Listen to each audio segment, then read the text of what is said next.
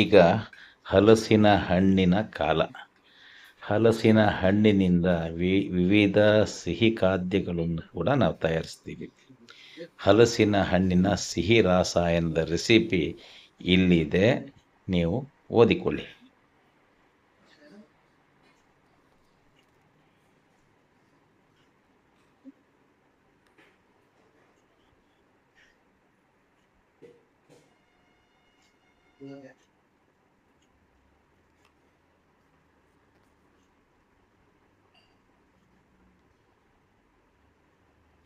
ಹಲಸಿನ ಹಣ್ಣಿನ ಸಿಹಿ ರಾಸಾಯನವನ್ನು ಸುಲಭವಾಗಿ ನಾವು ತಯಾರಿಸ್ಬೋದು. ಇವತ್ತು ವಿವಿಧ ರೀತಿಯ ಸ್ವಾದದ ಪರಿಮಳದ ಹಲಸಿನ ಹಣ್ಣುಗಳು ಸಿಗುತ್ತೆ. ನಿಮ್ಗೆ ಇಷ್ಟವಾದ ಹಲಸಿನ ಹಣ್ಣನ್ನು 1 ಕಪ್ ತಗೊಳ್ಳಿ. ಅದನ್ನು ಸಣ್ಣ ತುಂಡುಗಳಾಗಿ ಕತ್ತರಿಸ್ಕೊಳ್ಳಿ. ಅದರ ಜೊತೆಗೆ ಅರ್ಧ ಕಪ್ ತೆಂಗಿನ ತುರಿ, 1 ಟೇಬಲ್ ಸ್ಪೂನ್ ಗಸಗಸೆ, 1 ಟೇಬಲ್ ಸ್ಪೂನ್ ಬಿಳಿ ಎಳ್ಳು ಮತ್ತು ರುಚಿಗೆ ತಕ್ಕ ಬೆಲ್ಲ ಅಥವಾ ಸಕ್ಕರೆ, ಆಮೇಲೆ ಏಲಕ್ಕಿನ ಪುಡಿ ಮಾಡಿ ಇಟ್ಕೊಳ್ಳಿ. 1 ಕಪ್ಪು ಕುದಿಸಿ ಆರಿಸಿದ ಹಾಲು ಇಟ್ಕೊಳ್ಳಿ. ನಂತರ ನೀವೇನು ಮಾಡಬೇಕಂದ್ರೆ ಗಸಗಸೆ ಮತ್ತು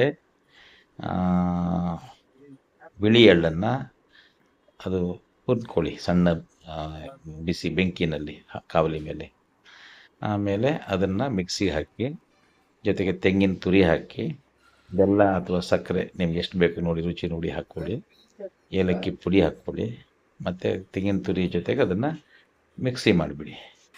ಮಿಕ್ಸಿ ಮಾಡಾದ್ರ ಮೇಲೆ ಏನು ಆ ಮಿಕ್ಸಿ ಮಾಡಿದ ರಸಾಯನ ಏನಿರುತ್ತೆ ಅದರ ಜೊತೆಗೆ ಈ ನಾವು ಹಲಸಿನ ಹಣ್ಣಿನ ಸಣ್ಣ ತುಂಡುಗಳನ್ನು ಮಿಶ್ರ ಮಾಡಿ, ಮತ್ತೊಮ್ಮೆ ಅದರ ಸಿಹಿ ರುಚಿ ನೋಡ್ಕೊಳ್ಳಿ.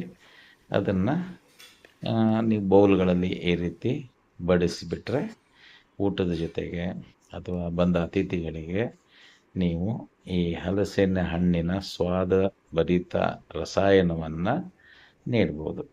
ಇವತ್ತು ಅನೇಕ ಸಭೆ ಸಮಾರಂಭಗಳಲ್ಲಿ ಹಲಸಿನ ಹಣ್ಣಿನ ಪಾಯಸ ಕೂಡ ಮಾಡ್ತಾರೆ.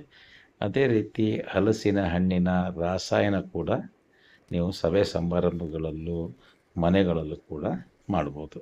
ಇದನ್ನು ಎಲ್ಲರೂ ಕೂಡ ಇಷ್ಟಪಟ್ಟು ತಿಂತಾರೆ. ಅದು ಬೇಸಿಗೆಯ ದಿನದಲ್ಲಂತೂ ಇದು ಮಧ್ಯಾಹ್ನಕ್ಕೆ ಭಾಳ ನಿಮ್ಮ ಬಾಯಾರಿಕೆ ನೀಗಿಸುತ್ತೆ, ಬಾಯಿ ರುಚಿ ಉಂಟು ಮಾಡುತ್ತೆ, ಆರೋಗ್ಯಕ್ಕೆ ಕೂಡ ಒಳ್ಳೆಯದು. ಇದು ಹಲಸಿನ ಹಣ್ಣಿನ ಕಾಲದಲ್ಲೇ ನೀವು ಈಗಲೇ ಮಾಡಬೇಕು. 2 ತಿಂಗಳು ಹಲಸಿನ ಹಣ್ಣಿನ ಕಾಲ. ಈ ಕಾಲದಲ್ಲಿ ನಿಮ್ಗೆ ಇಷ್ಟ ಬಂದ ವಿವಿಧ ಸ್ವಾದದ ರುಚಿಯ ಹಲಸಿನ ಹಣ್ಣಲ್ಲಿ ಹಲಸಿನ ಹಣ್ಣಿನ ರಸಾಯನವನ್ನು ಮಾಡಿ ನೀವು ಬಳಸಿ ತಿನ್ನಿ ಅಂತ ನಾನು ನಿಮಗೆ ವಿನಂತಿಸ್ತೇನೆ.